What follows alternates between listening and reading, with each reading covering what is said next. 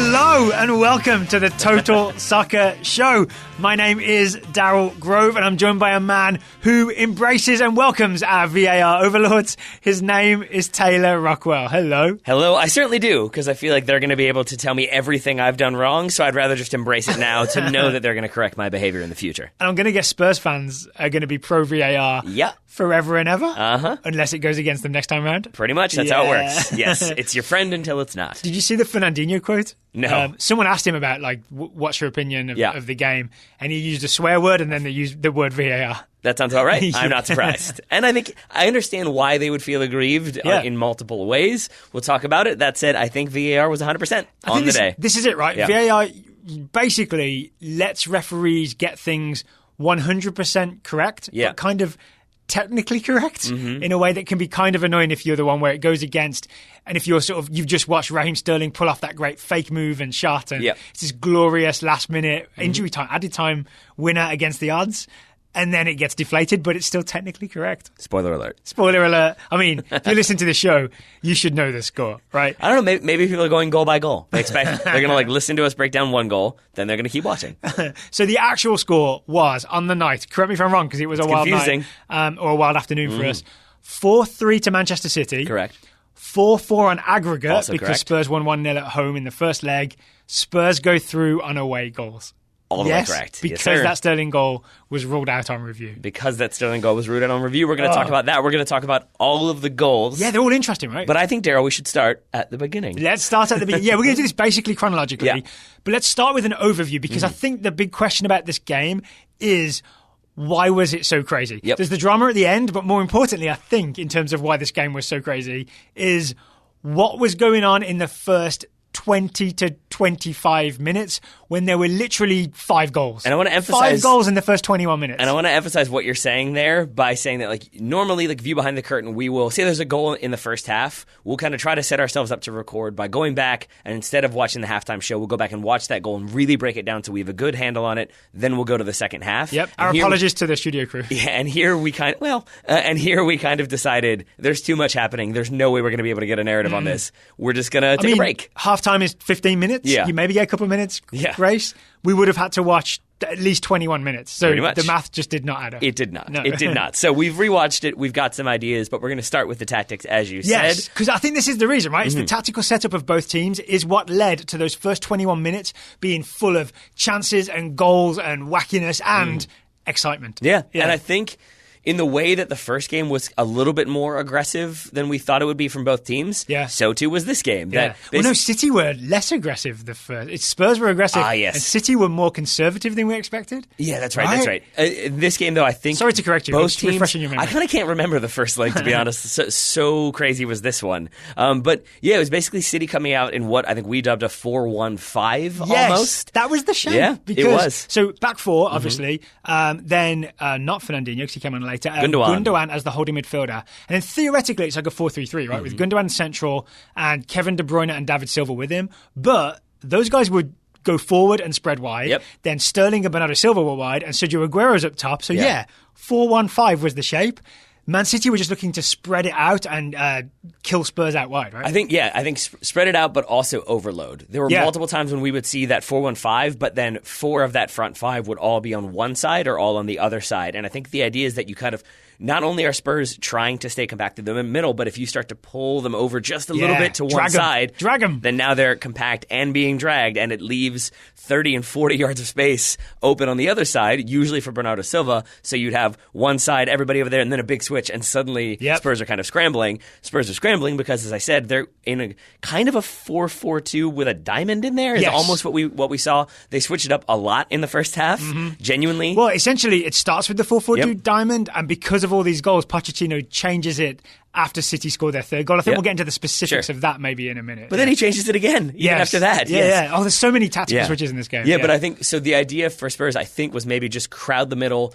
Don't let City play through. I think maybe concede the wide areas and then sort of back yourselves with the speed to get back and kind of cut out any opportunities. And I think maybe the thought was, they'll end up trying to cross the ball, I guess is what maybe they were thinking. Or they just thought we can force them into wide angles and then we'll deal with that. But instead, what they ended up doing was giving up tons of space and then getting caught in transition. And I think the reason the first 21 minutes are so open is City's plan works in terms of they dominate in terms of doing that overload that you talked about, switching it to one wing and then having loads of space that they can exploit and score. And then Spurs' plan kind of works because they dominate the middle. So when the ball's through the middle, they often win it as well. So I think that's why it was also crazy, right? It was essentially width versus narrowness, and both worked in different ways, and that's what led to all kinds of crazy goals. And at some point, I guess when his team are losing 3-2 on the night, 3-3 in aggregate, Pochettino's like, stop the bus, I want to get off. Yep, pretty much. I can't go on this roller coaster anymore. Let's change it up. But he does do that. But I think it's also the case like that. I want to double down on this idea that it's this kind of contrast in approach and the shape of both teams.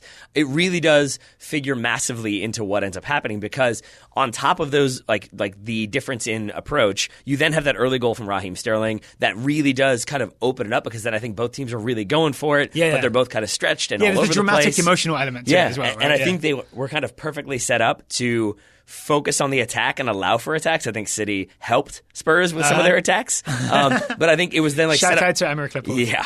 Both teams kind of set up to attack and maybe not as much to be in good defensive position. And that's why, again, you have 5 goals in 21 minutes. Yep. And I guess before we get into the chronological... 4 goals in 21 minutes, I think. I forget. No, 5. It's 5. It is. Goodness. Taylor Rocco, it is 4 goals in 11 minutes. Yep. And 5 goals in 21 minutes. That's absurd. There was a 10-minute fallow period, basically. So do you want to talk now maybe about the change that Pochettino makes to slightly kill this game, at least in the beginning, before we go chronological goal by goal? Or do you want to wait? I want to wait because I think it's a little confusing to like go through the different formations he goes with and then go back in time to when they change. So let's start with what we said. 4-4-2 diamond, narrow shape versus 4-1-5 for City. Okay, and in the 4th minute, Raheem Sterling levels things up, right? So they come in losing 1-0 on aggregate. It's 1-1 because Raheem Sterling scores in the 4th minute. I think this goal will illustrate some of the things we've been talking about. Yeah, because it's Kevin De Bruyne getting the ball on the far right side of the field for Man City. And then that's central midfielder Kevin De Bruyne, theoretically, getting the ball on the far right side. And then he plays it into Sergio Aguero. There's a bit of a 1-2, and eventually Kevin De Bruyne is able to play it wide to Raheem Sterling. But that's what we're talking about, where it's basically City getting the ball all the way on their right-hand side, moving numbers over so that Tottenham kind of slide that narrow 4-4-2 over to deal with it. And imagine Spurs just all tight and compact. Like they've got no one over on Raheem Sterling's side. I mean, and you can see Raheem Sterling just kind of jogging over on that far side, doing a good job not to get distracted, not to get pulled in. He knows the plan. This is the City plan. And it works perfectly. It's a good ball in. It doesn't quite mag Dele Alli. I think it gets around him, but it's close. From Kevin De Bruyne into the feet of Aguero. Aguero lays it off. Then Kevin De Bruyne kind of goes on a run. He does a De Bruyne thing. De Bruyne was incredible tonight, by the way. He was. This afternoon. But I think his job was made a little bit easier. I know you are. His job was made a little bit easier by, I think, another thing that Spurs, it looked like they were instructed to do, was not get into the kind of professional fouling game too early. I think they were worried about yellow card accumulation. They were worried that if it slid into a physical affair, that it was probably going to be City with the ball a lot. It was going to be Spurs kind of going into challenges. If they picked up a couple of early yellow cards, maybe they pick up a second one, suddenly they're in trouble. So when Kevin De Bruyne goes on this run in the 1-2 with Aguero, there's a couple different City players who are all sort of there theoretically to make a challenge, but instead... Spurs players? Excuse me, Spurs players. They're all kind of there to make a challenge, but in the end they end up shepherding him, and they keep him going in the direction of Raheem Sterling without actually making a play on the ball. Eric Dyer would have knocked him down. Yeah, I mean, it's Eriksen, it's Sissoko, and it's Trippier all end up sort of shaping to block off options, but they don't really cause any distress to the player on the ball. I agree, but it definitely gets to a point where Sterling receives the ball out wide because De Bruyne manages to spread it all the way out wide. And then it's Trippier who goes out there, and it's his job then. He's basically one-on-one with Raheem Sterling. And I think he's just like a little scared to get too close to him. But also, he's scurrying over there, right? Because of that thing we talked about where they shift sides, it's just he's not quite on balance, so Sterling can easily cut inside and then bend that shot around. I think Alderweireld. Didn't you notice that Alderweireld kind of ducks out of this? He tries to make himself bigger and tries to by stretching one leg out and turning. But what he ends up doing is turning his back and kind of ducking his head down, and the ball sort of goes right where his head would have been. I'm not going to be too critical of him in this case because there's a lot of other stuff that goes wrong for Spurs, but it is definitely a pretty emphatic way to start for Man City. So, it starts with a Sterling goal. 3 minutes later, in the 7th minute, Son Heung-min makes it 1-1 on the night, 2-1 on aggregate. Yes, and this is where I say that both teams' shape sort of allowed them to attack, but then also allowed their opponent to attack as well. Yes. Because it's basically City caught in, again, this 4-1-5, except now it's Ilkay Gundogan has stepped out, so it's Kevin De Bruyne sitting deep. He's kind of filling in for Gundogan in that defensive midfield spot, but he right? clearly doesn't know quite what to do. He's not quite as familiar with the position. It's not so his then, game, is it? No. So then he ends up trying to step out. And now basically when Spurs are able to play around him pretty easily, it ends up being like a 3v4, almost a 3v3 because of the way the spacing is. Doesn't Dele Alli spin him? Yes. Dele Alli pulls off a great move and essentially spins Kevin De Bruyne. I can't remember if he gives it to, he gives it to Eriksen. Then Eriksen plays a through ball. I can't remember who is, no, it's Ali looking for Eriksen. I think it's the other way around. It's Eriksen looking for Ali. Or no, you're right, it's the other way around. Yeah, it's Ali looking for Eriksen. Yeah, sorry. Aymeric Laporte blocks it off, Yep. but ends up essentially setting up Son Heung-min. Yes. I noticed the commentator, I can't remember who it was on TNT, basically said Laporte was trying to be too clever. Yeah. I think he was just scurrying because they were caught short and just tries to get a foot in the way so the ball doesn't go through to Eriksen. The way he does his best, bless he him. does. The saying. Way it looks, I understand why the commentator said that, because the way it looks is that he tries to do like a cheeky little like reverse pass over to his center back partner, Vincent Kompany, and then it's all good. But what he's actually doing is that ball is in. I think you're right. It's for Christian Eriksen, and so I think that like kind of cutout has to happen. Yeah. And he's just trying to get any foot on the ball, but then it goes to Son Heung-min, who's able to finish. Yeah. And I'll say the other thing is that Laporte is going to get a lot of the blame because he's also at fault for the second goal. But he deserves more for that one. But I would say Ederson is going to fly under the radar, but he is sneakily responsible, at least a percentage responsible, for a couple different goals. Because why this one? He's coming out, but if you watch the slow motion, like the super slow-mo replay behind Son, as he's shooting that ball, it is very clear that Ederson's feet are up. He's trying to get set, but he's kind of off the ground both feet. So by the time the ball has been struck, he's then landing his feet and then getting set. And so that's why he just is able to like throw a foot at it. But he's not really in a position to react the way you'd want your goalkeeper to, because he's trying to come out to cut out that angle. There we go.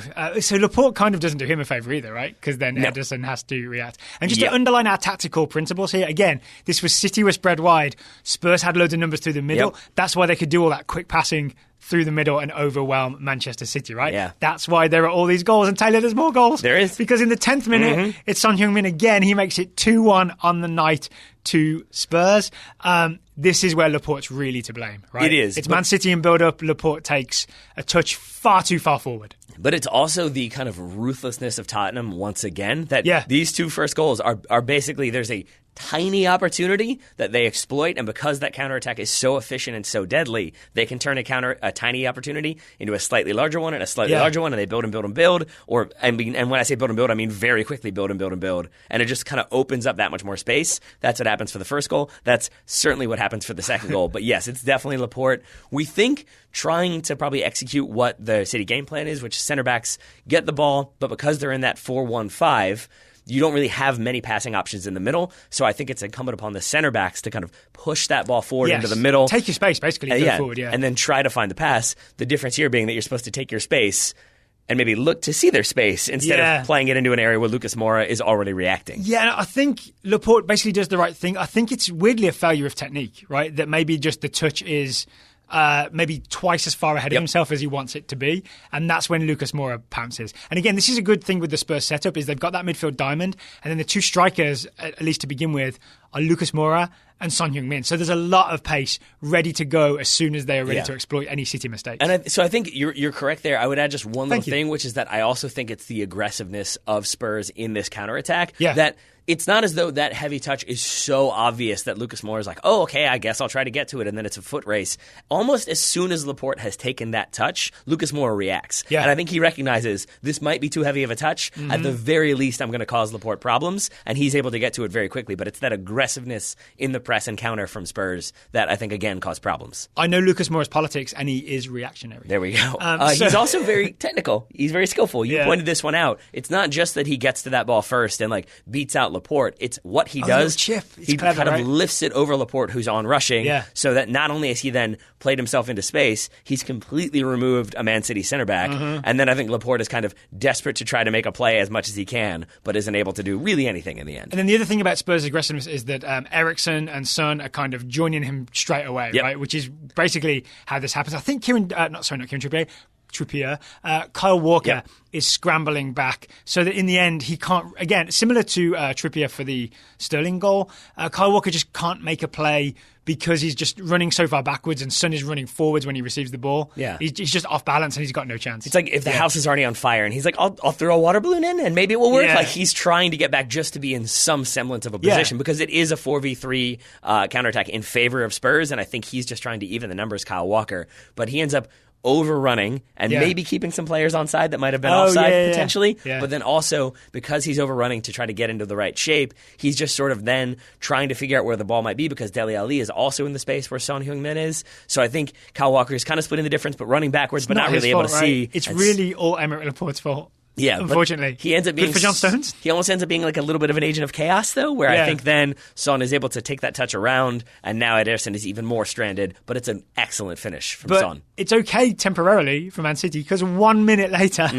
Bernardo Silva makes it 2-2 on the night. And again, this is another example of City exploiting the width that Spurs are letting them have. I mean, it is a carbon copy of the first goal pretty much, except reverse it. Yeah. Because it's basically now City have all the numbers on the left side. And really, I think you spotted that it's a ball in. We think, is it from David Silva? He's trying to play in Raheem Sterling on the left. And basically, Sterling would have been in. I think he would have. But he would have been in on the left channel. And then it's probably the ball that happens, again, just in reverse. But instead, Sergio Aguero kind of intercepts the ball with his chest, turns it. And that in of itself is a problem for Spurs because I think Spurs are reacting to that through ball. Yes. We think... Alderweireld is already shifting over to go and help Trippier against Sterling. But Aguero, by intercepting, I guess just selfishly, but it works out, changes the direction of the play because he starts dribbling laterally across the top and then hits that pass out wide to Bernardo Silva on the right. So the whole direction of play has changed and Silva's got all that space. Yeah, exactly. And then Spurs are trying to get back in. They're trying to make any play they can. Danny Rose later on makes an excellent defensive play and is able to block what should have been a goal. Here, he's able to get a block on it, but really more of a deflection and ends up deflecting it into the goal. Not an own goal because the shot was on frame from Bernardo Silva, but it was about as close to an own goal as you can come. All right, there's 10 more minutes of craziness. And then the 21st minute, Raheem Sterling makes it 3-2 to Manchester City on the night, 3-3 on aggregate. So they're still not winning, right? But I mean, they're still not through at this point. But they're in a prime position after Sterling scores this goal. There's a lot of cleverness here as well. It starts again with Kevin De Bruyne with a quick free kick. Yeah. So it's basically City have the ball, and I think this is Spurs sort of thinking, okay, we've got a brief respite. We can kind of back up. We can get our line. We'll get set. Oh no, they've already played the ball. Yeah. KDB says no. And so it's not just that they're kind of slow to react. It's that because they're so slow in getting set, that it's still Spurs really stretched out in the worst possible way. So they're not stretched out covering all the City players. They're sort of Spurs walking backwards to defend a set piece, not really paying attention, and then suddenly they've got to be alive to the ball. And that's why, not saying it's his fault, but like a good example is that Son Heung-min is trying to fly back to make a play because then there's the kind of 1-2 between Bernardo Silva and Kevin De Bruyne. Son falls over because I think he's trying to run back quickly to get into shape, loses his footing, but it's a good example of how they were able to catch Spurs out. Can we talk about that one too as well? Because once De Bruyne gives it to Silva, De Bruyne then makes an overlapping run down the right wing, but this Bernardo Silva pass to De Bruyne down the wing is something special, in my opinion. It's a really special pass. It's one we broke it down very like frame by frame because it looked almost like a FIFA glitch where like the ball's on his left foot and then suddenly he's passed it through his right foot into the path of Kevin De Bruyne. And it's one of those where he basically, as he passes the ball with his left foot, he raises the plant foot. So he ends up landing on his left foot while passing the ball, and then it goes under the right foot. So it's a nice little bit of disguise. Are still facing infield, but he plays it like out and down the wing. Yeah. Incredible stuff from De Silva. And then a good, fast, low ball in from Kevin De Bruyne. Before that, I just want to add, but it's also a really good run from Kevin De Bruyne because, again, we say he played the free kick. If you haven't watched this or if you've forgotten the sequence, that free kick is, maybe 40 yards from goal? Yeah. And it's Kevin De Bruyne finding Bernardo Silva, but then making a really smart run and adjusting it and then ending up wide. So again, he is kind of alive to the play in the way that Spurs defenders are not. Then it's as good of a ball as you could possibly want across the face of goal. And not to belabor the point, but Raheem Sterling for this goal is out wide on the left wing. No one's marking him because Spurs like to keep it tight and central in that 4-4-2 diamond.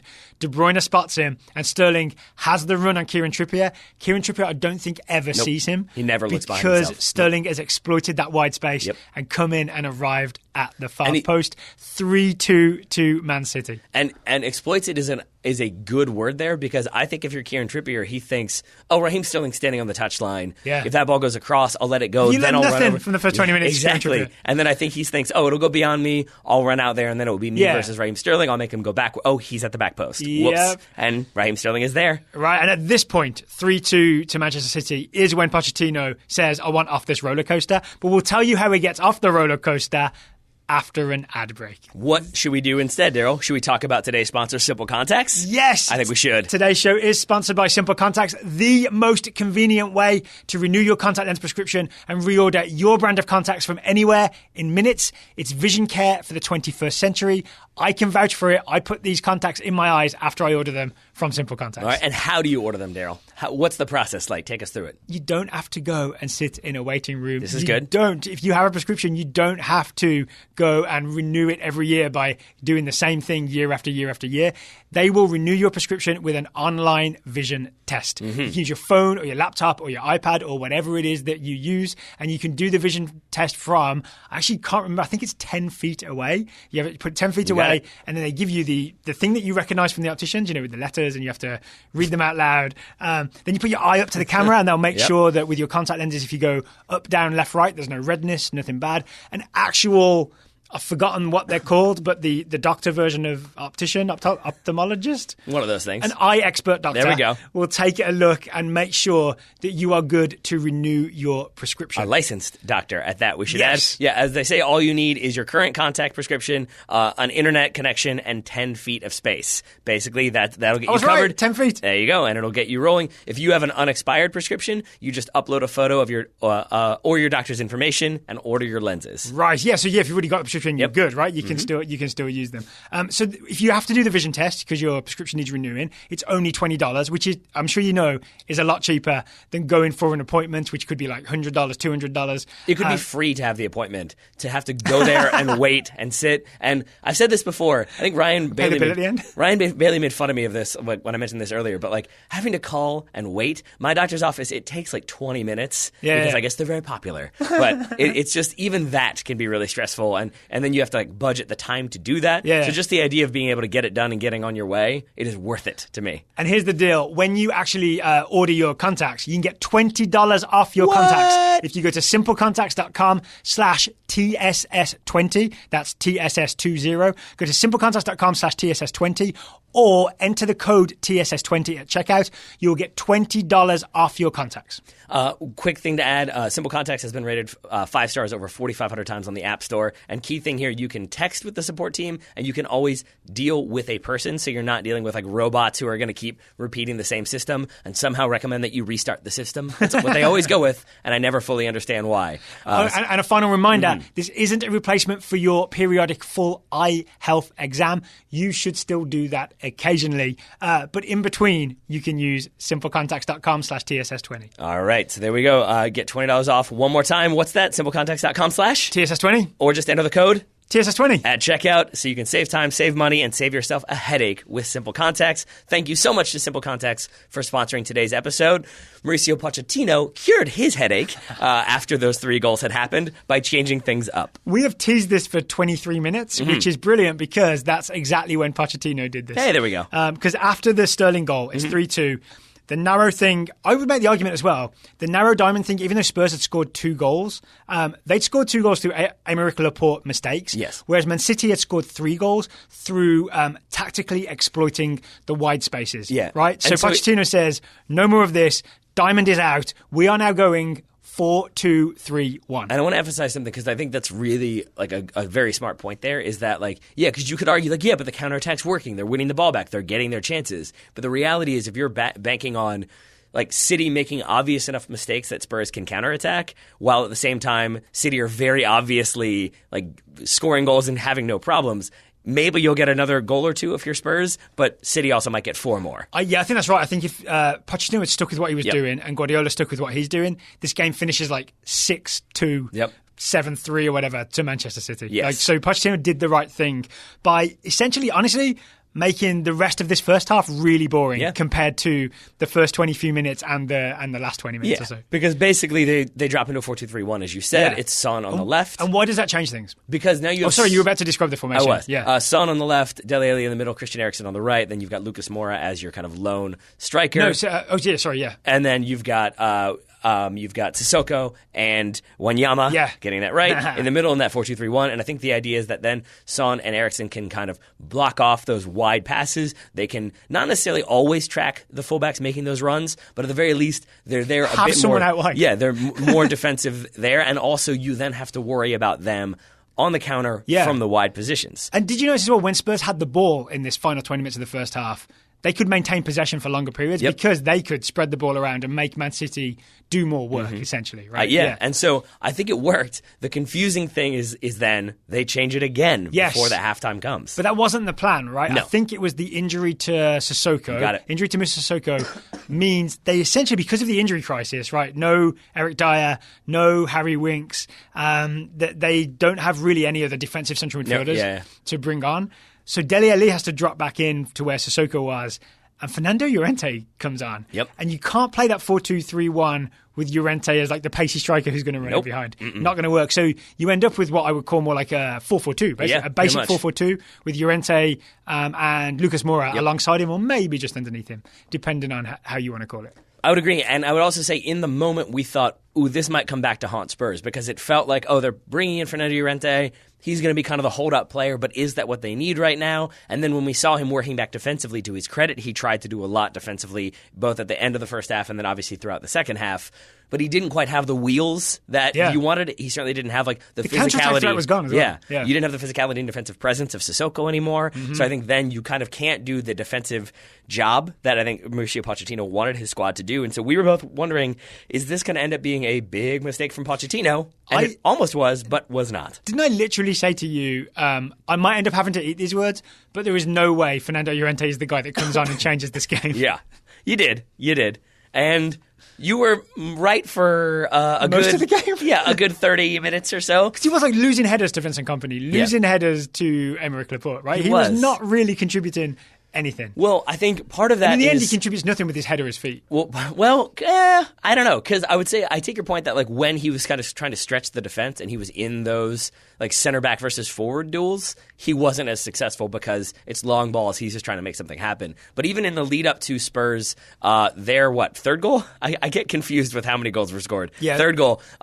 It comes about because he does drop in and he ends up flicking a header on. Spurs win it, get a free kick out of it. Then they're kind of able to build from there. Right. So he does have moments where he's able to do that kind of flick on, hold up job. Yeah. But I think it is the case that overall City are very happy for Spurs to just try to go that approach because it's a bit more direct. And it was looking really bad for Spurs when Sergio Aguero made it, 4-2 on the night? Again, it's confusing to track. 4-2 on the night, 4-3 on aggregate, like really in the lead. And that's when City were, they were going through at that point. Here's the rough part. This is Christian Eriksen's fault. Yep. For failing to maintain that simple 4-4-2 shape. Exactly. Because, again, the 4-4-2 shape, you would think it's going to be a problem because City have those numbers in the middle, usually, but they don't. Because they've gone that 4-1-5, and they did kind of stick with that, you don't have nearly as many midfielders kind of really in that central area, so you can't do the kind of little 1-2 touch passing that City are very famous for and exploit those two midfielders for Spurs. Instead, because they've got so many numbers forward, you can make do with just two midfielders because there's not many other people there except Christian Eriksen, because basically he gets forward at the end of the Llorente knockdown free kick. They get the ball back, they get another chance, and Eriksen ends up shooting from the top of the box. And he then stops to bemoan that it wasn't as good of a shot as he would have liked. What he probably should have been doing was turning and sprinting full speed back to get in his left midfield position. So this is the interesting part. He was right midfield and Son was left midfield. Yep. They'd all sort of rotated around because it was an attack. Yeah. Son had done the correct thing, like a good, responsible defensive wide player, and he'd filled in for Eriksen because he'd noticed Eriksen had drifted left and central. So he was at right mid. So Eriksen, what he should have done is looked around and said, okay, if he's done that, my job is to go left mid, right? But instead, he just kind of... He does the vague point. Yeah, he does the vague point, and he's busy just looking up at the sky, bemoaning the fact that his shot was no good, and kind of just doesn't do anything particularly helpful. There is a hole in Spurs midfield. They are all kinds of disorganised, and Ilkay Gundogan, to his credit, sees the disorganization and thinks, hey, I'm a good passer of the ball. I'm going to slice a pass right through all this mess. Yeah, with one pass, he cuts out Christian Eriksen, Lucas Moura, and Dele Alli. He plays into the feet of Kevin De Bruyne, and then it's the technical Always ability. good feet to play too. Yeah, because he then turns, goes at the Spurs defense, is able to get past, I think it's Wanyama. But again, this is similar to the very first Man City goal. It's Spurs, once they're caught in a situation where they're kind of out of position, they're not quite confident where they want to be, I think nobody is comfortable enough at that point to make a really strong play on the ball. Yeah. So they're all sort of backing off and trying to cover their bases. And as we've talked about many times on this show, when you're now backing off and reacting and looking around and making sure everything's okay, and the other team is going at you full speed, the other team is going to find weaknesses and vulnerabilities, and that's exactly what happens here. Kevin De Bruyne is saying, all your base cell belong to us. Exactly. Because in the end, De Bruyne finds, I believe, Aguero running in like a nice little channel. Yeah. And Aguero pulls off this beautiful finish. I didn't recognize this because we were so obsessed with the midfield spacing. The great thing about this goal is Aguero shapes like he's going to fire it far post top corner, beats Hugo Lloris at the near post. He does. Yeah. And it's why I love doing this show is rewatching these goals over and over and over again in these little minutes. And I know some people, the Cooligans, make fun of us for rewatching stuff 1,000 times. Lovingly. I'm going to say lovingly. Yeah. But it's also why I enjoy doing it is because the more you see something, sometimes like the more dull it gets and you kind of lose interest. But a lot of times you can just see how good these players are when you watch it again and again. The finish is excellent from Sergio Aguero. But the other thing that's excellent is his awareness to the situation as well as Kevin De Bruyne's. Because Kevin De Bruyne, once he gets past, I think Wanyama, as I said, Danny Rose is caught of two minds. As is, I forget who else steps in. Maybe it's Vertonghen. But I think they're basically both thinking, now suddenly Kevin De Bruyne is dribbling at goal. We got to try to make something happen. So Danny Rose goes to close him down, and as soon as Danny Rose pulls over, Kevin De Bruyne, like without really looking or not obviously looking, just slots in Sergio Aguero. And Sergio Aguero, as soon as he's opens himself up the exact way you would want to so that he can take that touch and get that finish. And it's just like in a half a second, the awareness and reaction and ability to read all of these scenarios and play a perfectly weighted pass, set up to receive that perfectly weighted pass, and finish that pass. It's really, really impressive. It's kind of bizarre that Kevin De Bruyne is on the losing team today. Yes, I mean, he's kind of not on the night, but it's kind of bizarre that Kevin De Bruyne hasn't gone through to the next round. Yeah, maybe three or four assists, Kevin De Bruyne. Spurs need some extra midfielders. Maybe they could claim him. Wouldn't that be great if the Champions League you could claim a player from each opponent you defeat? I would enjoy that. Yeah, I think. Claim a vanquished player. I'm not sure how that would work payroll-wise, but yeah, sure. Let's make it happen. Okay, cometh the hour. Well, cometh the Fernando Llorente. But this is the hero. At this point, it looked for all the world. It's 4-2. Man City are going through, and I would have bet all the money that this finishes 5 or 6-2. Yeah. Because it felt like Spurs are now going to have to go for it, as you They're said. opening up, right? They don't have that many options because of the injury issues they're dealing with, and also because they haven't signed players. And I really don't think that should go unmentioned. That would have been the narrative of this podcast and a load of newspaper stories, I think correctly, that Spurs' lack of depth cost them in the second half of this game. And Spurs fans should be happy with the result. Yeah. They should still be frustrated by the lack of signings. That's interesting. Yeah. Because really, things can be two things. I mean, the lack of depth is evident. That you look at Man City's bench: Fernandinho, Lee Rosana, John Stones, Riyad Mahrez, Otamendi, Gabriel Jesus. Gabriel Jesus didn't even get on. He did not get on it. And you look at Spurs, and I don't mean this to be disrespectful, but it's Walker Peters, it's Skip, Gazaniga, Foyth, Davinson Sanchez, Ben Davies, Fernando Llorente. A lot of defenders. It's not a lot of depth there. Llorente's the only attacking player, actually. Yeah, about so. Yeah. And so, I mean, I can't say for sure with Foyth or Gazaniga because I'm assuming one of them is a goalkeeper. Foyth is a centre-back. There we go. Skip is a central midfielder. Yeah. So it's just, I think Spurs fans should still be frustrated if there aren't more signings this summer. Even if they go on to win the Champions League, even if they finish top 4, there should still be some strengthening. And yet, when Harry Kane's injured, you can always rely on Fernando Llorente. Yeah. Apparently. Yeah? The ultimate hipster footballer. You can rely on Fernando Llorente and also VAR. We should talk about those two things. Wait, why do you call him the ultimate hipster footballer? Because he scored the winning goal with his hip. There we go. Oh, puns.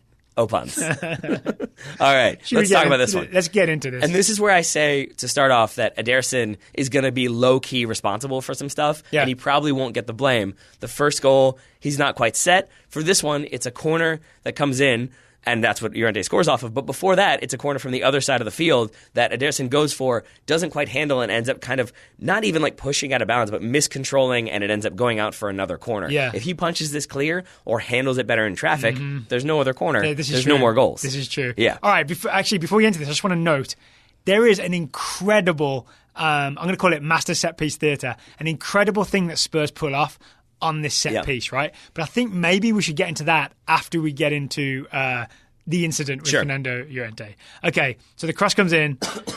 Llorente meets it, hits it with, we think, a bit of his arm and then his hip. Yes. And it goes in.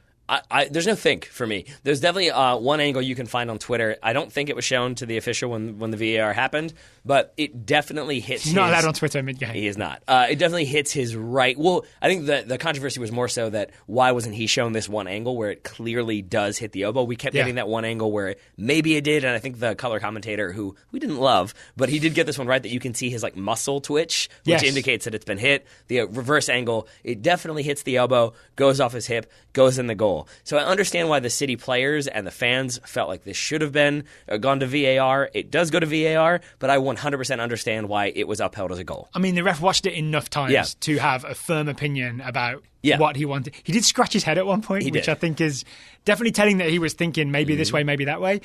Let's frame it this way. Instead of us being a show that's like, it should have been, it shouldn't have been, this, that, let's think maybe, why did the referee allow this goal?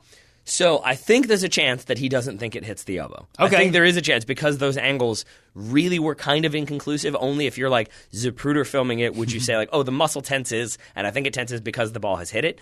So that is one possibility. But I think the more likely possibility is that if it does hit the elbow, which we say it does, it's before it hits the hip. Yeah, it's not in a position that really gains Llorente that much of an advantage because he is holding it inside of his body. So you could make the argument it's going to hit his stomach and maybe drop down to the hip anyways. That's one. But the second thing, and I think you pointed this out, is that it's the corner comes in. It's a flick on from I think Alderweireld. Yeah. If you can in 0.2 seconds, or even fewer than that, as a player, be like, this isn't going to get to my head, but I can elbow it onto my hip.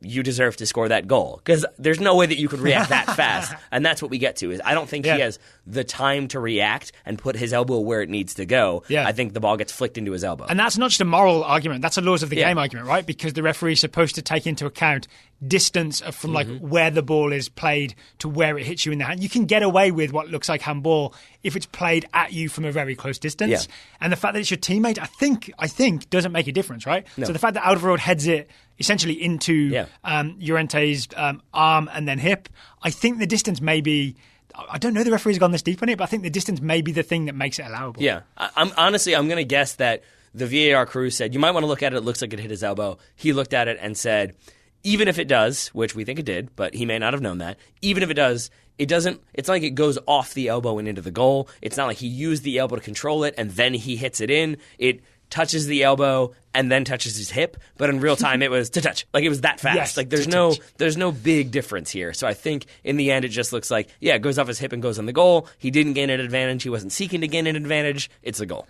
And here's the most interesting thing, or the most impressive thing about this goal is why Llorente was in that position to hit that ball with his hip in the first place. Because if you watch his starting position on the corner kick and everybody else's starting position, it's all different. Yeah. Spurs pull off an absolute masterclass of how to take a corner kick and have movement in the box here. And I want to say this. Is it Damian Lewis? Is that the actor from Band of Brothers? The redheaded guy who was in Homeland? Yes. Yeah. If you watch him do Mark Antony's speech from Julius Caesar, it's just him staring at a camera, but it's really, really, really amazing acting, and you kind of get exactly what's happening in that moment. Is that what distracted Man City? No, but my point is simply, first of all, maybe they're just so caught up in his acting. But I say that to say, it doesn't have to be a whole big thing. That's master set piece theater for me right there. Oh, I see. He's just staring at a camera but delivering the monologue perfectly. Master set piece theater doesn't have to be this crazy, play it short, hold it up, drop it wide. Now this player runs in. All this is simple rotation. But if you execute rotation perfectly, it works out effectively. What do you mean by rotation? Delivery. Why do you call it rotation? Basically, the Spurs players all move into a space that was previously occupied by another Spurs player. It's just that they all move exactly where they need to go. Brilliant, right? They just slot. One goes wider, one steps into that, the other steps into that one spot, and that's all it is, but it's a perfectly hit ball exactly where it needs to go, and you can tell this because I think you spotted that before the corner comes in, Llorente is sort of grappling with Mendy. Yeah, but it's at the far post. But in the moment, if you're Mendy, you think he's grappling with me, he's going to try to beat me. I got to win this tussle, right? I got to hold on to him. And it is maybe this is the master set piece acting of it all, is that it's, in my mind, going back and watching it 15 times, it is like it's faint grappling. That it's clearly Llorente being like, I'm battling you, but really I'm just trying to get to the middle of the goal. Because if you get too close into it, you actually could get like caught in the bear hug and you can't get away. Which is what happens to Wanyama. Wanyama does get too much in the grapple, and he actually is the only one who's a little bit late to their spot, but Llorente's there to finish the ball. But he is supposed to take the spot that Llorente was in and gets there eventually, but Llorente takes the spot of, I think, Alderweireld. Alderweireld takes the spot of Dele Alli. Dele Alli takes the spot of Christian Eriksen. Christian Eriksen moves wide like the corner's going to be played short. And all of that is enough because City are doing that thing where they kind of like stand at the 6-yard box. I think they're in a kind of hybrid zone again, but they're now reacting to the ball coming in and not necessarily reacting to the movement of the players. So they might think they've got everybody marked up, but that little adjustment from Tottenham then creates massive confusion for City. Yep, absolutely. I'd love to see this from Mendy's perspective, because it's definitely like, all right, I'm marking you, we're doing this thing, and then suddenly Llorente's just like off to the other post, right? Yeah. Mendy must be like, what? Yeah, but I also think he's stood up. But I also think that if you're Mendy, who's been told mark a zone, then once Llorente leaves your zone, you think like, okay, I've done my job, but now somebody else is thinking they've done their job and their players left their zone, but a new player's coming in and they don't know it. We kind of haven't mentioned him yet, but it's Aymeric Laporte who gets taken by surprise when Llorente arrives and ends up just essentially putting his hands on Llorente's hips. It almost looks like it goes off his hand. Yeah, I don't think it does. I don't think you do either, but it's not. I mean, he's in a tough spot, right? But it's not great defending from Laporte in the end either. No, it's not. Once again. No. Again, as a John Stones fan, this is good news for me. So now we're back. Now we're back to 4-3, and now it's all to play for. And I think so at this point, Spurs are going throwing away goals, right? Yeah, it's 4-4 in aggregate. Spurs are going throwing away goals. And this is when Daryl Grove literally rubbed his hands together and said, "I cannot wait for the end of this game." Because now it's going to be City subbing on. We thought a lot of players. Instead, it's only Leroy Sané in the 84th minute. That's it. Yeah. Which is that's an exciting change, though. It is, but again, given the depth of talent they left on the bench, a surprising lack of options coming in for City. My guess is that Sterling was so on fire that they didn't want to bring Jesus on as a striker. They just bring Sané on as the left winger and put Sterling centre forward alongside Sergio Aguero, which kind of works. Yep. Because Sterling has that finish. Yeah. And everybody in the stadium thinks Raheem Sterling has won the game. And this is where, like, it's a credit to Spurs that they're able to hold on. But I will also say, we talked about this off air, that it's like Spurs were kind of 90% excellent in these final few minutes and 10% terrible. Because there's moments like they'll win the ball back, and that's great, and then they play the ball kind of straight out of bounds when they're trying to waste time. But instead of like playing it like a worm burner all the way up the field, so Ederson has to come out and get it, or one of the City players has to track all the way back. And it felt like they kept doing the smart thing and then doing something stupid. And that's very much exemplified by the goal that wasn't. Yes, because this was nearly an absolute nightmare for Christian Eriksen. We kind of blamed him for the Sergio Aguero goal that put City ahead. He absolutely, very clearly would have got the blame for this Raheem Sterling goal. Yeah. Because it's Spurs win the ball back, top of their own box. Eriksen really has a chance to just bang this upfield in added time, right? There's maybe a minute, 2 minutes left. It's worth just banging it clear. It doesn't matter how Danish 90+3. or how long you play for 5 Ajax minutes added in, or how great you are. Instead, Eriksen turns around, I think tries to play it back to Ben Davies, who's now playing left back. Yep. The pass is intercepted by Bernardo Silva, poking his little Portuguese toe out there. Yeah, and like deflected, I would say, because intercepted. It's not like he controls it. It's like he pokes that toe out, and it's because the force that Christian Eriksen. Yeah, there you go. Because Christian Eriksen was playing it back with a decent amount of force, it deflects off of Bernardo Silva. Now it goes up in the air, and Sergio Aguero once again is alive to it. He heads it down into his own path, squares it for Raheem Sterling, and it won't get much talked about because the goal ends up being disallowed because Aguero is offside. But Raheem Sterling is excellent on this one because he feints as though he's going to take it with the right foot first time. All of the Tottenham players react to that, and then Sterling just lets it roll across and takes it with his left. He's taken out all of those defenders. With no touch. Nope. He didn't touch it at all, right? He fooled all of them without touching the ball, which I always think is like a next-level player kind of thing. And takes out Hugo Lloris because Lloris then has to slide over really quickly. When that shot comes, he's able to get down and get a foot to it, but obviously because he's moving over and transitioning quickly, he's not as set as he would like. Ball hits off his foot, goes in the goal. We think City have done it. Somehow they've managed to pull it back, and then the VAR happens. And it doesn't even happen. Cüneyt Çakır, the Turkish referee, doesn't go over and check it. He just goes to his ear, and then it says no goal, VAR, no goal. Or offside, no goal. Because he was offside, right? And I think, I mean, I haven't seen this, but I'm going to assume there will be some City fans arguing that, like, Silva's deflection/interception was accidental, so maybe it's not a deliberate pass forward. It's not how it works, right? It's like the ball's played forward no matter how it's played forward. Aguero is definitely offside. I wasn't convinced at the time, so I freeze-framed it, looked on the screen. He's definitely like a whole Sergio Aguero offside. Yeah, and I saw a few people say, like, oh, he's not trying to make a play on the ball, Bernardo Silva. Like, he absolutely is. He sticks his foot out to try to intercept that ball. He's not trying to play a through ball, but he's trying to, take possession of the ball, right? He's making a play on it. So Sergio Aguero, even if he's marginally offside, is still offside, and that's the way it goes. And I understand why people, especially City fans, would be so frustrated because like maybe there was that tiny elbow by Llorente, and now suddenly this amazing narrative goal is called back because of VAR. But that's how it works. And honestly, I don't think this is my bias showing because I wasn't really caring who went through. I was just enjoying the game. You're biased because you're a Man United fan to me. But I would much rather have that goal be called back than have the conversation about, oh, we need to get some sort of review in place because Sergio Aguero was clearly offside, and that's the conversation we're having. And now City have gone through on a dubious goal. Yeah, exactly. Yeah. Okay, so let's bring this conversation full circle. We started by saying that we welcome our VAR overlords. Yeah. This is, again, a situation where VAR was correct. Yeah. VAR was... Taylor just pulled a face because we're so long on this episode. I'm with you. 3 other games to talk about. Yeah. Maybe we won't do 45 minutes on each of Probably these games. Probably not. Let's hope not. But I also think, apart from VAR being technically correct and bad for Man City fans in this case, there was drama. It added to the drama because the drama after Sterling scores and there's the review and we're waiting to see, was he offside? How did this all go down?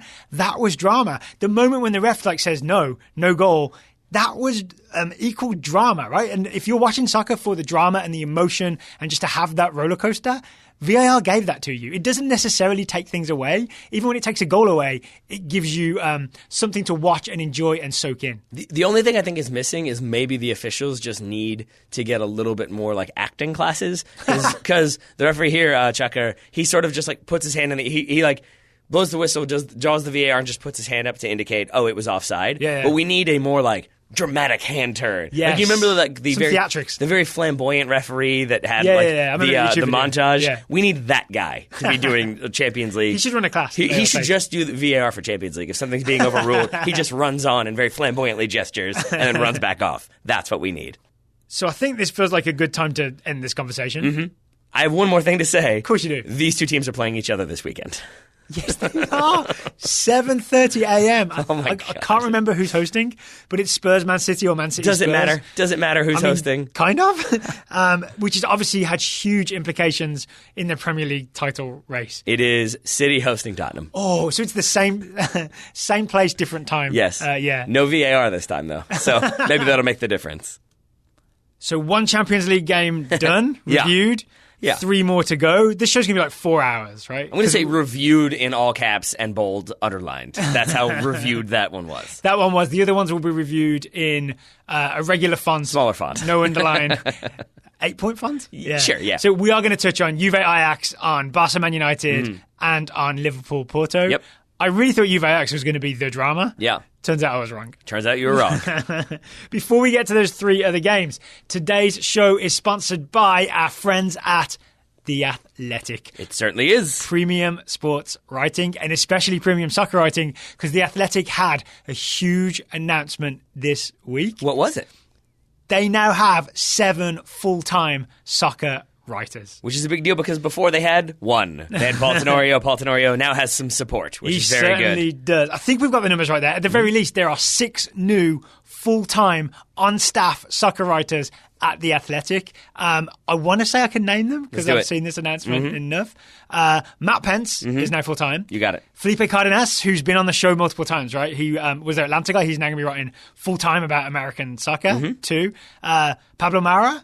3. I feel like you're checking this off. I am. Okay. You got it right. Paul Tenorio is already there, so 4, doing a great job. Yep. You got 2 more. Or 3 more, excuse me. I know them. Meg Linehan, who is on the show. She's going to be doing NWSL, US Women's National Team, and I think just all kinds of other American soccer stuff as well. Correct. 5. I'm definitely not stalling for time. Jeff Rutter, our friend Jeff Rutter, is full-time as well. Hey, your friend Jeff Rutter. 6. I'm just kidding, Jeff. Burn, I'm just kidding, Jeff. Who have I forgotten, Taylor? You've forgotten Sam Stejko. Sam Stejko. That's because he hasn't started yet, right? It was announced. Sure, that's why. But that's a big get. Sam Stejko, who actually I thought was full-time at MLSsoccer.com. I guess he was contract. He is now a full-time soccer writer. He is? Oh, now he's full-time. Before, he was only part-time. So, honestly, I've seen tweets from all these people saying, you guys don't know, I've been writing about soccer, sometimes in my car on my lunch break, sometimes like I'm having to take a sick day from this job or that job. Sam Stejskal literally said he was breaking news while waiting tables. There you go. Like, taking little breaks to break news while he's waiting tables. This is why I'm really hyped about this. I know I'm talking a lot here, but the reason I think this is a big deal is there are not that many full-time soccer writing jobs in the United States. There's going to be more breaking news because now there's 6 more full-time soccer writers than there's ever been because they've all been hired by The Athletic. Yeah. So why do you think there'll be more breaking news? Because do you think there's going to be more people working full-time, making more contacts? I mean, look, we've seen Porto in action, right? Constantly like on his phone, like chasing down a story, seeing this and that, seeing what's going on. There are 6 more people doing that now. There will be stories come out that we just didn't know about. Right? I mean, even like, you look at Sam Stejskal today, followed up, he's still working for MLS right now, right? But he followed up on the Thierry Henry to New York Red Bull rumour, and he got the news out that, hey, I've talked to some people in the know, this isn't happening. That's breaking news. That's like actual American soccer news. This is true. And then you're going to get more in-depth stories about, I would say, not necessarily smaller stuff, but maybe stuff that might otherwise go under the radar because people don't have as much time to cover it. For example, the inside story of how the Red Stars' elevated jersey came to be. Oh, yes, we read this today. Written by Meg Linehan. Yeah, where she kind of goes into, because I saw the video, and it's an amazing like debut video or kind of unveiling of the jersey. And then the train's in the background, right? Exactly. But I love the L. And the way it's all like stop motion when they're moving down the track. I love that. But to hear kind of the inside story of how the jersey came to be and all the little details that went into it and the insane amount of thought and effort that went into it, like that's the type of story you wouldn't otherwise maybe get to hear, except that now there are these writers there full-time looking into those types of things. And hopefully now there's a story. Maybe other jersey manufacturers or clubs might think, hey, we should do something attention-grabbing just like the Chicago Red Stars did. Yeah, I mean, that's the thing. Is like it's not necessarily the manufacturers, it's the clubs who kind of have to force the issue, it sounds like. Yes, it does say that. I guess it depends who your manufacturer is. I suppose it does. Naming no names. So, if our listeners want to check out those new writers or any of the writers that are already there or any of the writers that are still going to be writing for The Athletic, they can do so, and they can do so getting 40% off. Certainly can. 40% off an annual subscription if you go to theathletic.com/TSSApril. All one word, TSApril. Theathletic.com/ I was very confused there. Yeah. There we go. Link will be in the show notes if you don't know how to spell TSApril. But thank you very much to The Athletic for sponsoring today's episode. They will obviously continue to be covering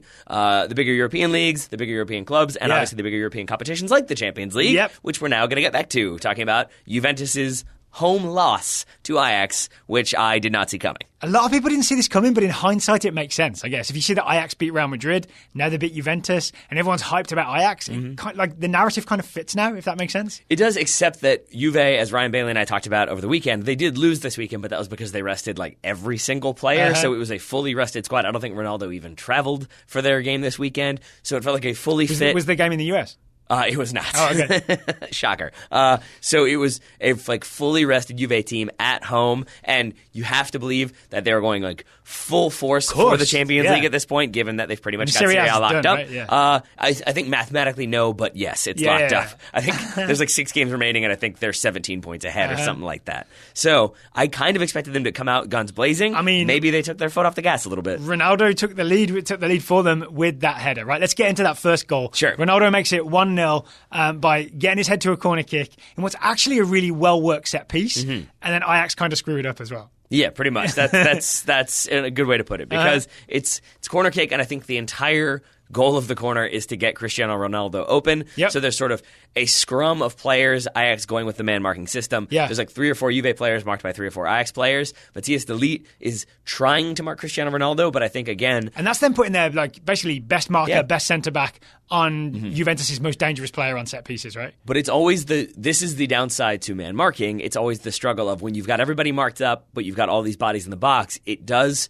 Both zonal marking and man marking, I do think, favor the attacker because it's Ronaldo sort of being freed up to make the run that he wants to do, and he makes the run sort of away from goal but around all of that chaos and then gets on the end of it, whereas de Ligt, because there's a little bit of separation, he can't run with Ronaldo. He risks running into his own players, so he tries to go closer to the goal and still runs into his own players. There's the scrum between them, essentially. So it's like de Ligt trying to track someone who's on the other side of the street, Yeah. and there's cars going back and forth in between, and like you're running up the street trying to keep an eye on Ronaldo. Yeah, right? That's what Delite's doing. It is, but I also think it stands out to me that he is like very clearly trying to stay away from his own players so he can get on the end of at the end of it, kind of pick Ronaldo up on the other side. Like, nothing else matters except Cristiano Ronaldo in this. And because nothing else matters, he runs into his own player. It's Veltman, right? Yeah. He kind of pushes Veltman out of the way. It's almost like, he definitely does. In my across the street analogy, Veltman is a pedestrian that like is stumbling into Delite's path, and he's just like, hey, I'm walking here, buddy.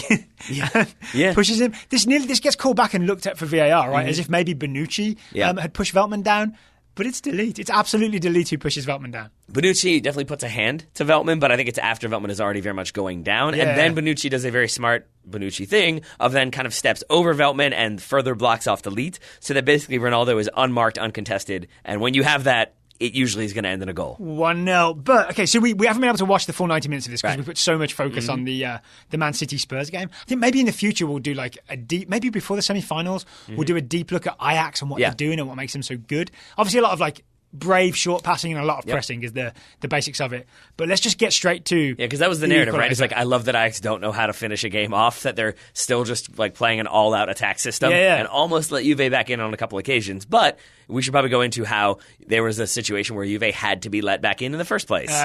Because of this equaliser from Donny van de Beek.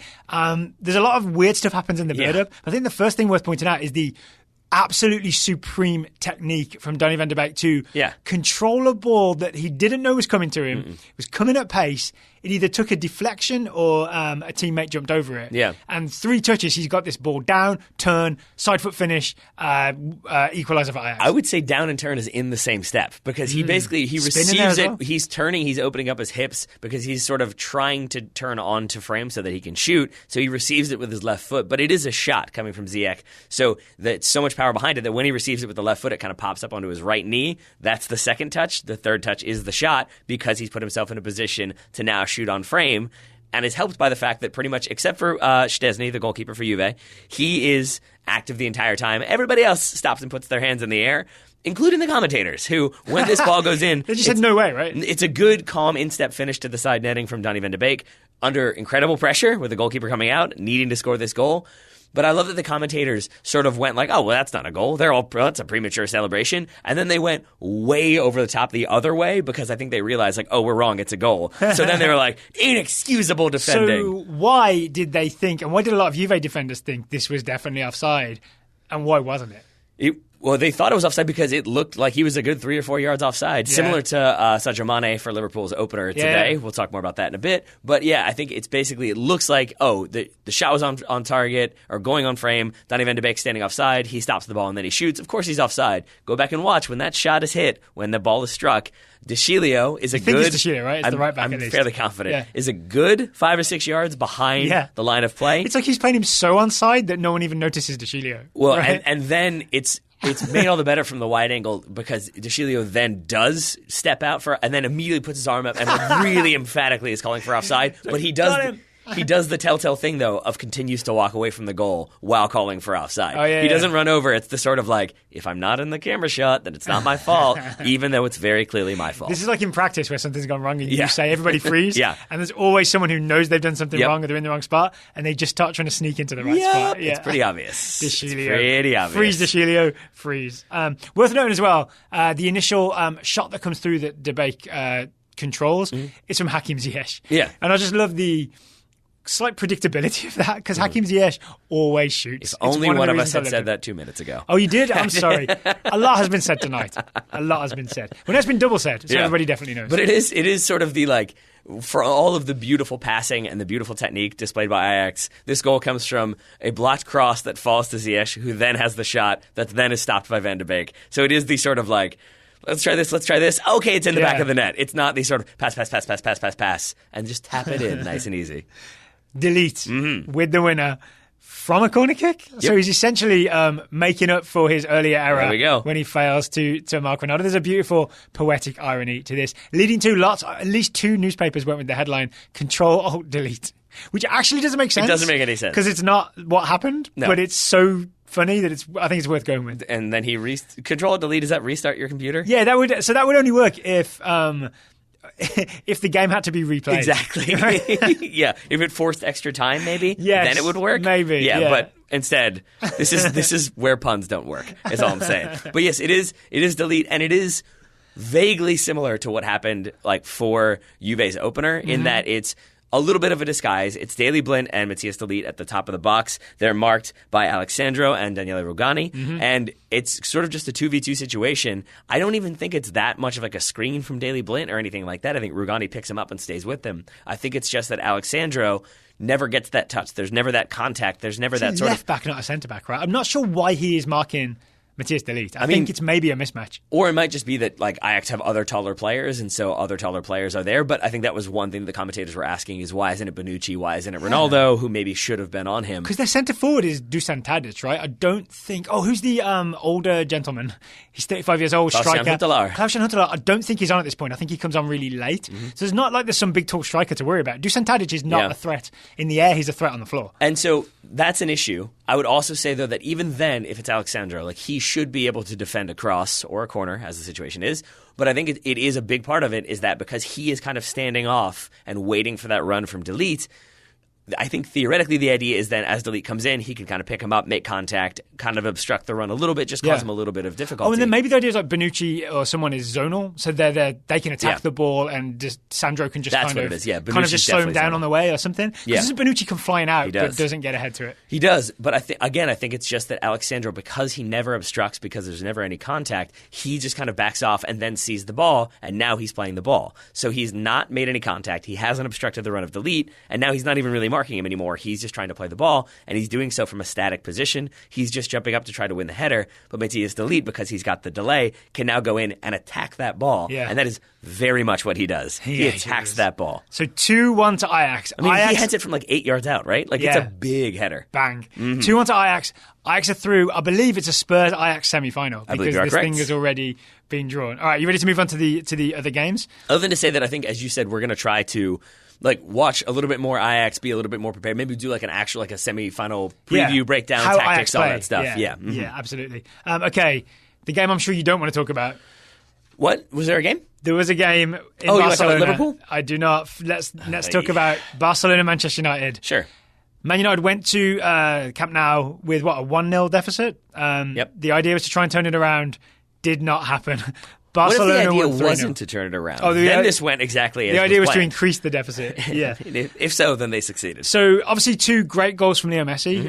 Coutinho with another great goal in there. A great goal for the first goal, and an okay goal for the second. Oh, there's a bit of a De Gea error, right? Helped him out. So I don't know. We could celebrate Messi's brilliance again, but I really think the more attention-grabbing thing are the defensive errors for Manchester United, and especially Ashley Young on that first goal, which is where this whole thing starts falling apart. Yeah, right? I think that's the way to go because, as we were talking about with City and Tottenham, watching those goals again, watching all those sequences again, it's just how amazing it is that these players are so good that if you give them a tiny, tiny little bit, they can make something out of that. Yeah. And in this case, if you're Manchester United and you give them a lot and you're playing Barcelona, they can definitely take that. And I do think that it's a good performance of Barcelona, don't get me wrong. I mean, 4-0 aggregate, that's an amazing scoreline, but it was definitely very foolish plays and sort of naivete, I think, for Manchester United that kind of set the stage for them to be embarrassed, I would say. I think that's the right word. How did Ashley Young get himself in so much trouble for that first goal? Which time? For the first... Well, yeah. So Ashley Young is playing left back, which, again, for me, he's originally a winger. He has successfully-ish made the transition to fullback, right, throughout his career. But now he's still on the wrong side, right? He's a right-footed player playing left back, and I actually think that's where the trouble starts. He's sort of pinned back at left back. The United players are not doing a good job of getting open. I don't think he maybe could have switched it to Lindelof is playing right back. Yeah. So there's that. That's another player out of position. And I think Young just doesn't have enough options and just tries to force it when there wasn't anything on. I think that's true. He does that, I think, 3 different times. But I think the other very telling moment for me is that this all comes about from a free kick for Manchester United. And you can just see him very awkwardly approach the ball in a sort of, I don't really know what to do. I'm not really sure. Yeah. And where do I go, right? There's no options. And that's something that you would expect of an 18-year-old starting their first Champions League game for Ashley Young, who I believe was wearing the captain's armband. You would expect him to be able to make those kind of decisive decisions, and instead he's very uncomfortable. But isn't it his teammates' fault for not giving him options? It's easy to make a decisive decision if there's someone wide open who you can easily pass to because they've moved to be open. I mean, that's a fair argument. I would say that it is and it isn't, because look at so many other teams that we've talked about and that we watch who are like, you take a free kick short, they play it back, you move the ball. And I think that's, I guess, what stands out to me. Not necessarily just with Ashley Young, but with Manchester United on the day, is that it felt very much like, okay, I've passed the ball to you. It's no longer my responsibility. Okay, now you've passed it to him. It's not your responsibility either. And it didn't feel like there was a kind of a fluid possessive system or possession system. It was more of a like, all right, let's pass it there. Okay, now let's pass it there. Well, okay, now let's try that one. Let's drill down into the specifics, because the moment where Young really gets in trouble is when Rakitic presses him. He's at left back. He starts going backwards, and then he tries to create himself some space down the line with a Cruyff turn. No one can see it coming. Right, no one's ever done it before. A Cruyff turn at the Camp Nou, where they've definitely seen it before. Yeah. It's a Cruyff turn that Rakitic basically reads, and then as Young goes to play the ball at the line, dispossesses him. I mean, it's definitely, even at a professional level, it's pretty clearly panic that he goes for the Cruyff turn, but now he's putting himself onto his weaker foot. But also, you can kind of tell, right? Even if Rakitic completely bought it and he sold it well, it's still Paul Pogba 8 yards up the field who is marked. So there's not really anything on, and I think it's just best he could do is just hit it long down the line and hope to win a throw-in. Maybe. Exactly. Yeah. So I think yes, he's not helped by his teammates, but his decision making lets him down. And Rakitic isn't fooled by it, so Rakitic gets the block. Then it's a sort of loose ball. Young tries to make a play on it, but he's going against Lionel Messi, who's very capable of controlling a ball. And then again, Messi's strength is underrated, right? The type of thing where Messi can easily ride the Ashley Young attempted slide tackle and shrug it off and keep going is one of the impressive things about Leo Messi. It is, and it's that coupled with his like decision making and the way he's just able to so quickly. Like, do you remember the first Sherlock Holmes, or I guess they both did it, but the Sherlock Holmes with Robert Downey Jr. Where he does the sort of like breakdown of how he's going to beat the person. Like, first I'll do this, then I'll do that. Fully believe that Lionel Messi can do that. That he can like, because if you watch this, what does he say about how he beats Fred then? I'll do two things and he'll fall over, basically. It's just because I think he sizes up. He's kind of doing the nervous hop, hop, hop defense. And Fred. Fred is. And so all Messi does is sort of drop that right shoulder. Fred steps in, and then it's outside of Messi's left foot. He megs Fred, which is very bad, especially because now at the top of the box. Is that bad? Oh, yeah, it's definitely now. It's outside of the foot meg. But that's bad. But it's even worse for Manchester United because Fred is the person who's closest to him that is clearly the one who's supposed to shut down Messi and prevent him from going anywhere. Yeah, he's the defensive midfielder, right? And everybody else is standing off and trying to get positions. So now it's Phil Jones is sort of scrambling and tries to just block Messi off. He doesn't want to get beat. So then he's standing off. Chris Smalling steps, but it's too late. Messi does his sort of dribble inside and then place that ball far post. It's an amazing finish, and it's everything that you would expect from Lionel Messi. But again, he is given a big old helping hand by Manchester United's decision-making. Well, he kind of is on the second goal as well. Yeah. Because doesn't Fred try another Cruyff turn? A Cruyff turn in the defensive midfield area. In the middle of the field. That basically gives it to Leo Messi. Yeah, I mean, it's like the first thing you learn in soccer is don't pass the ball to the middle of the field, don't lose the ball in the middle of the field, especially when you're right in front of your goal, as Fred is. That's it. When I say right in front of his goal, I mean like 25 yards out. But it's still, he's doing a blind Cruyff turn, basically turns right into Lionel Messi, who then takes that ball, drives at the defense, takes the shot, and I think David De Gea just has a howler here. We watched it. There's not really much to say about it. Not £500,000 a week worth of no, it's certainly not. I mean, he didn't. If that's really what he's going for, that's not the type of save that you would expect. I have a theory as well that I think the downturn in Manchester United's fortunes has coincided with Ander Herrera not being in the team and occupying that defensive midfield spot. And Fred replacing him. I don't know if there's been an injury, but I do know that there's been a contract dispute. I think that's it. And Herrera has said, I'm not re-signing, I'm leaving in the summer. And maybe that is when they just said, okay, well, we don't play you anymore. And I think I was ready to like Fred when they signed him. I think he's a step down from Herrera. And I think that's a huge problem for United. I think he's a step down. Thinking back to the Wolves game, for example, that's not dissimilar where he gave the ball away. It's not dissimilar to what he did against Barcelona in terms of sloppy touch, gives possession to the opposition in a dangerous spot. I like Ander Herrera, and you know that I love the sort of other like off the ball stuff where like if United score, you'll see him. He's the first one to celebrate. Like I like all of those things, but if you remove the emotion from it, I don't think Ander Herrera is if you're trying to win the Champions League, I don't think he's a starting midfielder for a Champions League team. And if Fred is one step down from Ander Herrera, that's a problem. To go a little bit even deeper, I would just say that I think if you look at the way Solskjaer has kind of the way he has embraced being the manager of Manchester United, like there was a story that he still won't park in the manager spot because he thinks that's Sir Alex Ferguson's spot. Ferguson traveled with the team to this game, and I think he is very much embracing that Ferguson mentality of nobody is bigger than this club. So if you're onto Herrera and you're turning down our contract to go play for PSG, then you're not playing for us anymore, which is a noble stance to take. But when you're starting Fred as a result, you see the kind of downside of that approach. Fergie did that in a different era. Yeah. Right? When you sort of, there was a wage structure and certain people couldn't demand like 6 figures a week. I actually think the bigger problem here is the director of football situation at Manchester United, because I would argue that if they'd had a director of football for a long period and they had some planning, they would not have Lindelof centre-back playing right-back. They would have had a left-back who could play there instead of Ashley Young playing left-back. I mean, it's because Luke Shaw is suspended. Yeah, but even that's one left-back. Exactly. Yeah.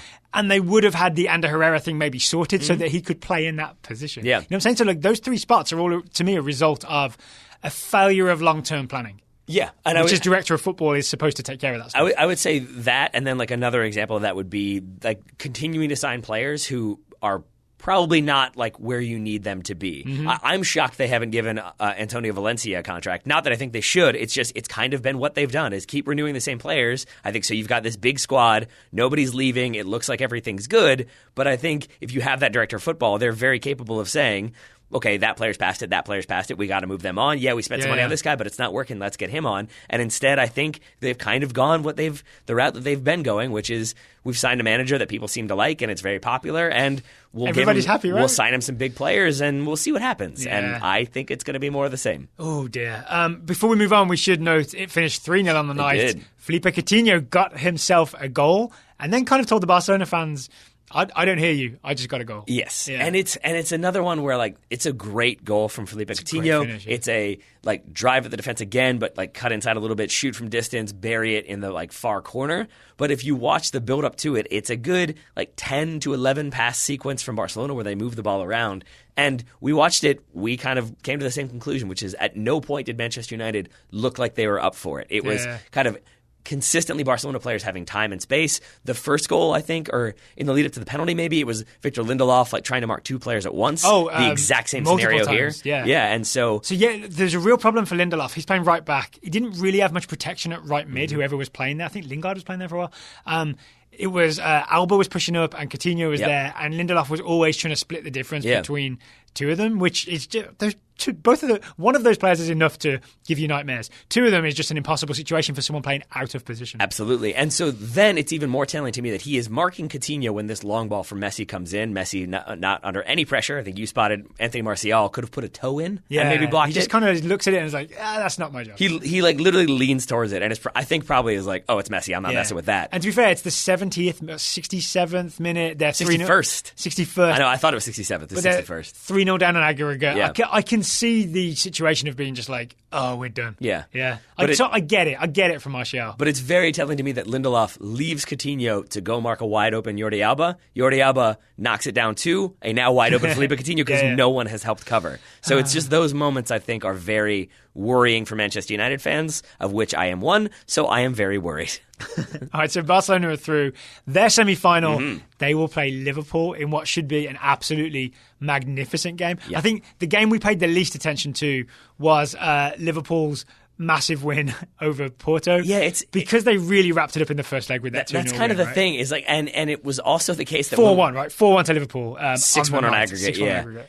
But it's the case that like it is the problem with success when it comes to our coverage is that like in that first game they won 2-0 Liverpool and we were like, all right, that's pretty much the end of that tie. So then like we kind of gave it, I think, short shift there, and even here now it's like, okay, they won 4-1 away. Yep. There's lots of other games happening. Well, in case Liverpool fans are upset, anything that stands out to you about this game? You mentioned, for example, Sadio Mane's first goal was, a lot of people thought that was going to be ruled offside. Yeah, I mean, it looked like it was going to be. Again, the commentators thought it was going to be. Sadio Mane didn't even celebrate. He did do some gesturing of like, no, I was on, but he didn't really fight it. But yeah, then it turns out he times his run perfectly. Absolutely perfectly, right? I think that's the essence of a perfectly timed offside, perfectly timed through run is when you look offside, but you're actually not. Yeah. That means you got it right. But I think this goal was also telling because it's in the 26th minute. It's still 0-0. Porto, by all accounts, are the team that look more aggressive, look more likely to score. This goal happens against the run of play. They got Tecatito, they got Hector Herrera. But it goes back to my Mike Tyson, Liverpool. Everybody has a plan to get punched in the mouth? No, it goes back to like Mike Tyson is like Liverpool. Floyd Mayweather is Man City when it comes to this title chase. Okay. That it's like City kind of very technical, move the ball, like they're difficult to hit, and then eventually they're going to find a way to win. Versus Mike Tyson, even if he's like kind of up against it, eventually he's going to throw that one punch that's going to knock you out. And here, that's really what it is. That's what Liverpool. I feel like this Liverpool embodies is that sort of at any moment they can find a way to score. Also very helpful, I think, for Liverpool that Mane, Salah, and Firmino scored, plus a great goal. Good on the score sheet, right? Yeah, and a great goal from Virgil van Dijk. Yep. It's just sort of like, oh yeah, their gigantic center back that everyone thinks is unplayable. He scored a goal. Their front three that everyone thinks is really unplayable. They all scored goals. Okay, I can hear your voice going, so we should move on. Just to let people know, the semi-finals are set. The first leg is April 30th. It's going to be Tottenham versus Ajax, Barcelona versus Liverpool. As I understand it, the first legs will both be played on the same day, but we don't know yet what time the kickoffs are. Fingers crossed, at least for me, that they are at different times. We cannot have both these games kicking off at once, right? I mean, I'm still kind of frustrated. Give me a nice long Tuesday afternoon. I hope so. If they're on the same day at the same time, it will be incredibly frustrating, borderline infuriating. Because even today we had I was just grateful that we had games to rewatch because at the end of Tottenham City, I was not ready to be done watching soccer. So if they run those at the same time, I will be frustrated. If at least we can watch one and then the other, then we got a good 3/4 hours of soccer to watch, and I'm pumped for it. Yeah, let's watch that. All right. Can your voice handle some updates from the Total Soccer Show Scouting Network? Only if they are young Americans doing exciting things. Well, that's how we start. There we go. Yes. Okay, so Sky Network today. We have a lot of updates. I'm gonna get straight to it. Let's do it. First report comes from Alex Tremmel. Alex is scouting Gianluca Busio, the 16-year-old American midfielder for Sporting KC. Here's what Alex tells us. Gianluca Busio scored against FC Cincinnati last weekend. An opportunistic finish from a tight angle after a miscommunication between the Cincinnati keeper and centre-back left Busio with an open goal. That made Busio the youngest ever in MLS history to score in back-to-back games. But he wasn't done. He was not. Because he did it again this past weekend, scoring the 88th minute equaliser versus New York Red Bulls in a 2-2 draw. 3 in a row for Gianluca Busio. Which I think we would have talked about. I deliberately mispronounced his name to make it rhyme. As did the commentator in Spurs City. Yeah, and we probably, Ryan and I talked about this briefly. I think it would have gotten a lot more attention had that game not ended the way it did with Kaku volleying the ball into the stands. Anurag Anjaria scouting Andrija Novakovic, the 22-year-old American striker for Fortuna Sittard. Novakovic once again showed his poacher's instinct against VVV with his 11th goal of the season. He followed up a teammate's shot into the box, and as the keeper spilled it, Novakovic was there to put home a nice little dinked finish from just outside the 6-yard box. Someone needs to tell Greg Berhalter about this kid. I'm sure he knows. Keith Sparks is scouting João Felix, the 19-year-old forward for Benfica. I watched João Felix in the UEFA Youth League earlier this year. I was like, oh, that kid's good. Turns out I was right. João Felix scored 3 and assisted 1 in Benfica, the senior team's 4-2 win over Eintracht Frankfurt in the first leg of their Europa League quarter-final tie last week. A breakout performance, which is validating his estimated transfer value of €135 million, and interest from the likes of Man U, Real Madrid, Juventus, and Wolves, which are 4 teams all definitely on equal footing. João Felix showed he can produce goals in different ways, scoring from a penalty. I'm not sure Man United belong on that list. Rocket from 30 yards and a deft one-time shot after a good run into the box. He also showed his aerial prowess with a flicked-on header to add to his assist. Have you seen his celebration for his hat-trick? Was it with his brother? His younger brother, I think he's like 15, is a ball boy at Benfica, and he went and celebrated with his brother after scoring the hat-trick. And then all the other Benfica players came over. Yeah, that was adorable. What was not adorable is I feel like one guy thought the best way, when they realized, you could see each player realize, oh, that's his brother, and they'd all kind of give him a pat. But it became this very, everybody just starts hitting the brother. And I think I saw somebody tweet, that's a nice celebration, but I think he's concussed now. They were beating his head like a drum. Yeah, he got a lot of hits there. But still very sweet, and I enjoyed that immensely. Yeah, João Felix, remember the name. I will. I shall. And I'm sure a lot of other clubs will. Yeah. Jeff Markman, scouting Jeff Ryan Adelaide, the 21-year-old French midfielder for Angers. I think. Very nice. Ren Adelaide scored, I thought it was the Jeff. The Jeff scored his first 2 league goals of the season in a 3-3 draw with Ren? Is it Ren? Yeah. I always get, it's Khan is the one that I always get wrong, no matter what I do. Ren is also the one you get wrong. Well, apparently. His first goal, French is the one I get wrong. His first goal was especially good as the former Arsenal man, again, Jeff Ryan Adelaide, collected a long throw-in on his right foot after it bounced past a teammate, then deftly switched to his left foot to beat the keeper at the near post. He scored again the following week in Angers' 1-0 win over Rennes. Oh, I think I've typoed all over that. It was over a different team. I think you just knew that I couldn't pronounce it. I wanted me to have to do it twice. Put as many Rens in there because you're a bad person, albeit with a help from a defender's deflection. Even so, well done, the Jeff. Dylan Viach is scouting Kai Havertz, the 19-year-old German attacking midfielder, for Bayer Leverkusen. In his 100th competitive appearance for Bayer Leverkusen, I assume, Kai scored the game's only goal, a 64th minute penalty in Leverkusen's 1-0 win over Stuttgart. That's 13 goals in total this season, making Kai Havertz the team's leading goal scorer. He was also spat at by a Stuttgart player toward the end of the game, and the Stuttgart player was sent off. Never spit. Never spit, right? It's never a good idea. Mike Phelan taking times from not winning games with Manchester United to send us a report on Hannes Wolf, the 19-year-old Austrian midfielder for RB Salzburg. Soon to be working for Jesse Marsch, eh? Hannes scored 2 in Salzburg's 6-0 victory over Grazer AK in the Austrian Cup semifinals last week. That's all it takes. Jesse Marsch gets announced. They score 6 goals. The first goal was a give and go near the top right corner of the box. For the second, he received a pass near the top of the box again after a loose ball, cut inside a defender, and fired past the goalkeeper into the bottom right corner. Makes me think, because of the way the whole Red Bull organisation is set up, Jesse Marsch is going to have some talent to work with. Yeah. And don't Salzburg just dominate in Austria anyway? So we're going to be able to watch a lot of Jesse Marsch wins unless he gets it all wrong. Mazakine Wagner is scouting Andre Onana, the 23-year-old Cameroonian goalkeeper for Ajax. Love me some Andre Onana. We didn't talk about Onana in our review, but according to Mazakine, Onana was nearly unbeatable in the box in Ajax's giant slaying of Juventus, with excellent positioning to cut out chances and several great diving saves, as well as continuing to be lethal in distribution. Onana celebrated the accomplishment by screaming at a high pitch all through the tunnels after the game until his voice was hoarse. Luckily, he does not work as a soccer podcast host. Yeah, because no soccer podcast host would ever record with a voice that was going south. Jolyn Gilly scouting Matt Bonswell, the 16-year-old English left-back for RB Leipzig. We don't really know about this kid, right? I don't know anything about him. I was surprised to hear that sentence. Quick update, Bonswell is playing regularly for the Leipzig U17s and was in the recent England U17 squad, but did not play. Steve Renard is scouting Yuri Tielemans, the 21-year-old Belgian midfielder for Leicester City. It still feels weird that he's at Leicester City. Steve says, though Leicester lost to Newcastle last week, the week before that, they beat Huddersfield 4-1, with Tielemans scoring the opener, hopping on a loose ball at the top of the box and putting a sweetly arced shot over 2 defenders and the keeper. Reportedly, Leicester fans want him to stay, and he likes it there. The question is whether Leicester wants to spend the money to secure his services permanently or not.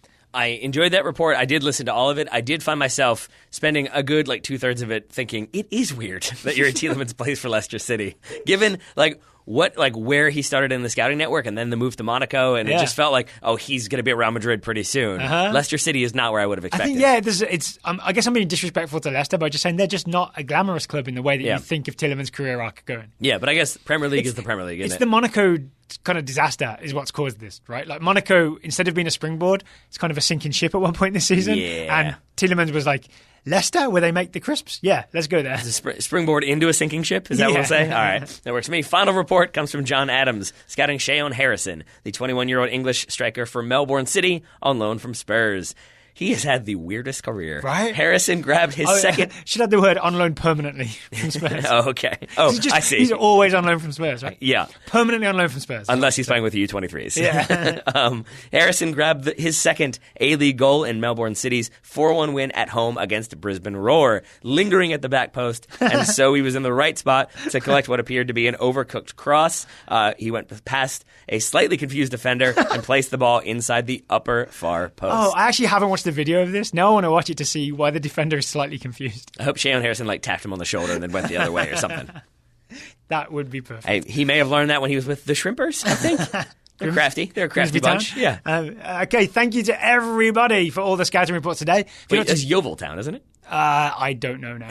I forget these things. If you'd like to join the Total Soccer Show Scouting Network and Scout a Player, the URL is totalsoccershow.com/join. Or if you just want to support the show and don't scout a player, the URL is also totalsoccershow.com/join. But just sign up as a silent scout. Shh. Silent scout means you don't scout a player. You just basically help us keep doing the show. We'll send you the gif of Rob Schneider singing in the subway, singing, "Please give me money. We really need some money." We'll just do that. That's fine. Taylor Rockwell, I'll be kind to your voice and say thank you for taking the time to talk to me today. If you don't give me money, then I will starve. And right back at you, buddy. Right back at you. Listeners, thank you for listening. We will, of course, be back again tomorrow with more Total Soccer Show.